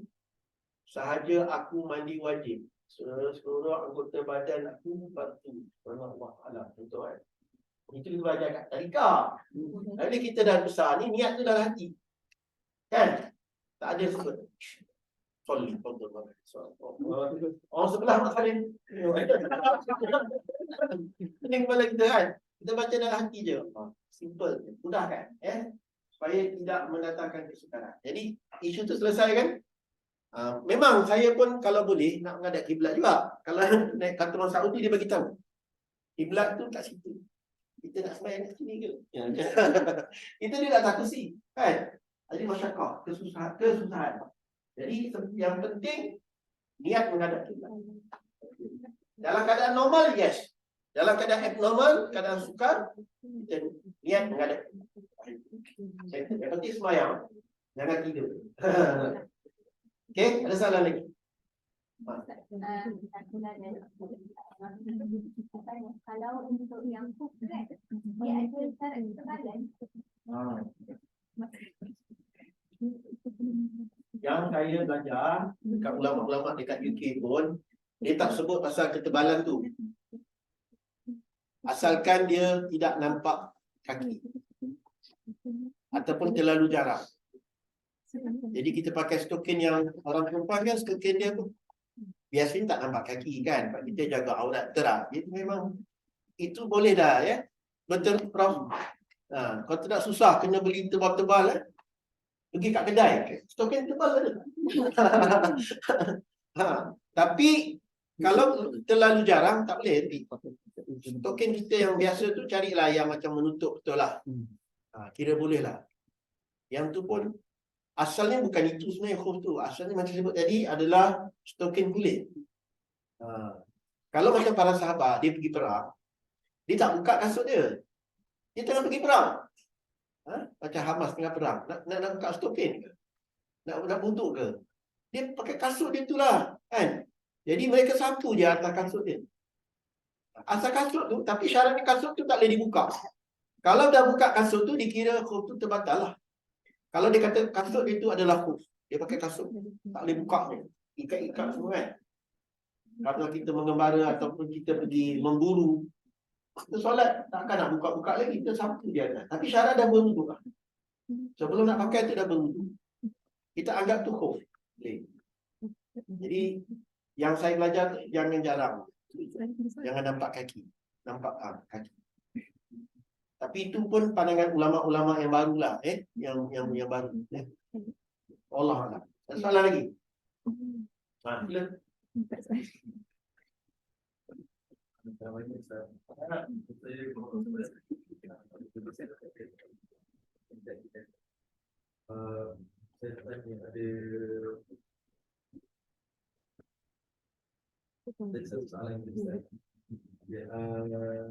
Dalam zaman moden ni, adakah dia lagi bagus untuk kita pastikan betul-betul apa yang kita makan tu, kita tentu kita kata disiplin, ini masuk kedai mana, macam lagi bagus kalau kita pastikan betul-betul apa yang kita makan tu halal ke tak, sebab kita ada telefon dan internet. Okay, faham. Jadi suatu masa kita musafir ni, dia dalam keadaan kita dipanggil masyaqqah, kesukaran. Bukan normal. Dekat Sheffield kita beli daging, kita masak nasi Arab. Sure halal, Tapi kalau kita musafir, contoh kalau dekat Spain, saya masuk kat Spain tu, dia jual, dia panggil salad sejuk, dia panggil cold salad. Kita tengok pun memang cold salad tu tak ada benda-benda yang pelik, sayur lah. Makan dengan roti, itu bolehlah makan. Contohnya yang agak sukar macam dekat UK ni ialah fish and chip. Sebab fish and chip ada yang guna batter tu, dia menggunakan beer. Jadi kalau kita tanya, hello brother, you use how you make your batter? You use beer? Yes. Fahamlah kita. Tapi kalau kita tak tanya, dengan anggapan ikan tu adalah ikan goreng. Lepas tu kita tanya, ini guna minyak veggie ke minyak apa? Lagi banyak tanya, lagi susah. Jadi Islam ni dia tengok hukum yang zahir. Pisang, halal ke? Contoh, roti, halal ke? Kalau kita tengok dekat belakang tu tengok E431, E410, E tu kan, haram ni. Contoh, dulu pernah kami bertanya, adakah E471 is halal? Masa tu almarhum Syekh Das. Syekh Das ni dia buat program kat Aberdeen. Kami tak ada ya. Syekh Das ni ulama besar London. Dia hentak meja. Saya tahu jawapan dah, tapi dia hentak meja. Saya tanya soalan untuk kawan saya. Datang dari Malaysia. Dia tak makan margarine. Ui, E471 kan. Iskon, tak boleh makan. Saya tanya untuk dia lah. Saya saja nak tanya. Sheikh, what your opinion about the E471 ini? Dia ketuk meja kuat-kuat. Is halal, is halal, is halal. It don't ask this question again. Dia kata, okay, makan. Sebenarnya aku ni nak bagi kat sahabat anak ni. Seorang doktor sekarang lah, profesor. Balik daripada tu, mana biskut E471? Margarine, aku nak makan. Jadi, sebab apa? Bila kita sampai kat negara asing, kita memang strict. Sebab ada dekat Malaysia, orang kata E471 ni babi. Syekh kata, aku dah buat kajian dah, dia kata. Mereka dah berubah hukum. Dia punya benda haram tu dah bertukar. Macam air kencing, kita buat proses osmosis. Betul? Rebus air kencing, kita buat osmosis. Bertukar menjadi H2O kan, menjadi air. Betul tak? Boleh tak? Buat proses penyulingan. Najis ke air lembu, najis lembu ke apa kita proses, dia akan jadi air balik. Air tu datang daripada najis tadi. Asalnya haram, tak boleh minum. Sekarang dah jadi air, dah boleh minum. Jadi Syekh tu, dia ada ilmu macam-macam. Kaedah hukum, apabila berubah hukum dan sifat dia maka berubahlah hukum dia. Keadaan tu berubah hukum. Kita belajar, semua haram. Betul kan? Yang bukan belajar pun bagi fatwa haram. Itu yang Syekh cakap, Ya ayuhan Nabi, lima tuharrimu ma halallahu lak. Wahai Nabi, kenapa kamu mengharamkan sesuatu yang dihalalkan oleh Allah? Pada masa tu berlaku peristiwa, isteri Nabi dia bubuh dekat madu tu benda yang tak sedap tu. Benda busuk. Bila Rasulullah makan, busuk. Rasulullah kata, aku tak akan makan selama-lamanya madu ni. Jadi Allah turunkan ayat Quran. Tegur Nabi, madu tu halal, kau jangan haramkan. Lima tuharrimu ma halallahu lak. Tak boleh. Jadi sebab itu, dalam bab halal haram ni, tak semudah-mudah itu. Kecuali kita pergi dekat hotel, yang ni sausage, ni roti, yang ni sausage, itu pork. Yang tu je haram. Yang sebelah tu, tidak halal. Even sembelihan non-Muslim, sembelihan ahli kitab, yang ni khilaf. Saya pun tak pakar dalam bab ni. Kalau Yahudi sembelih, boleh tak makan? Ada yang mengatakan boleh makan. Kawan-kawan kita yang belajar dekat Amerika, dia sebat aja. Sebab ulama-ulama sana dah bagi fatwa. Tapi saya tak macam itulah, saya tak sampai hati. Saya cari juga yang halal. Jadi Nandos halal.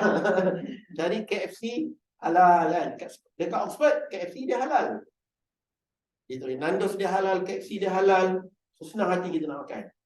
Tapi kalau katalah dalam keadaan musafir, saya masih prefer cari yang jelas halal lah. Saya tak makan yang sembelihan non-Muslim tu.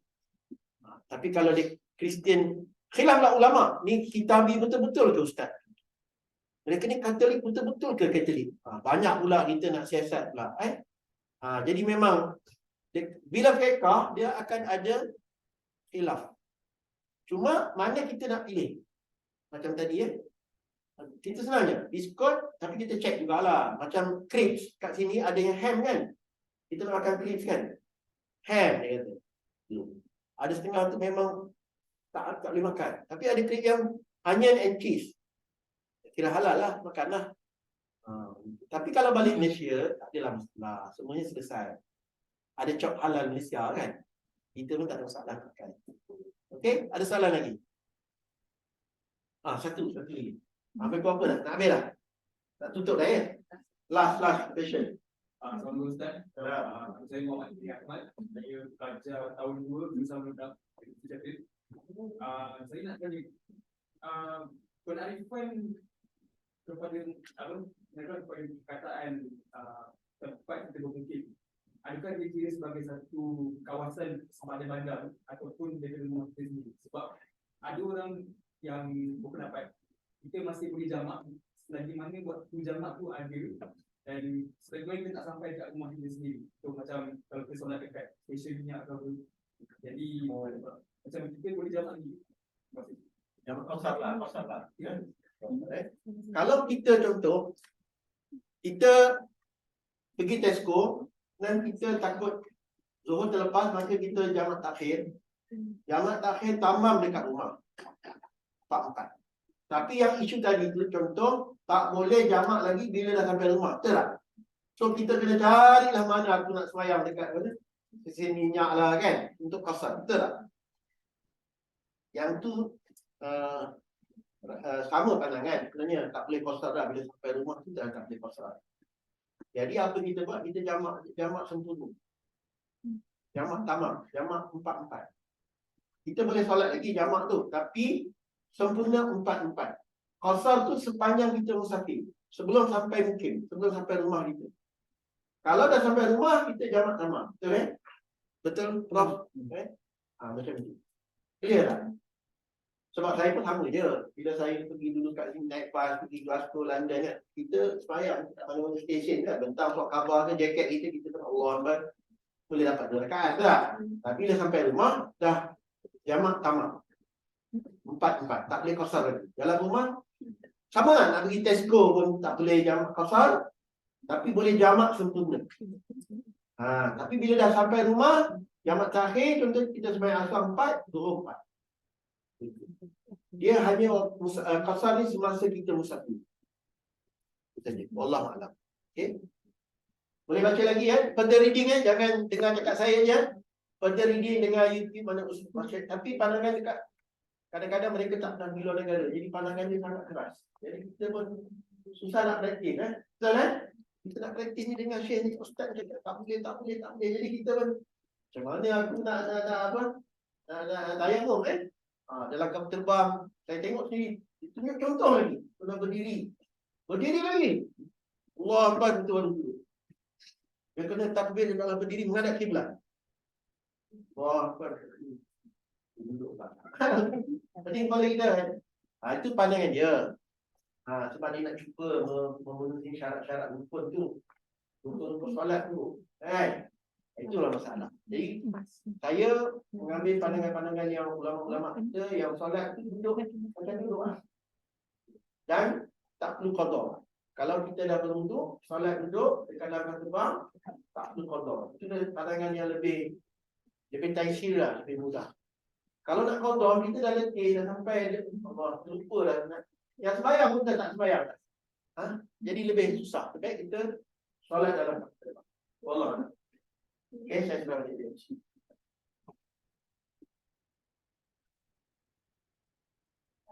Jazakallah khairan katsiran kepada Ustaz Arif atas pengisian yang sangat bermanfaat tadi. Semoga kita semua dapat aplikasikan dalam pilihan musafir tadi. Jadi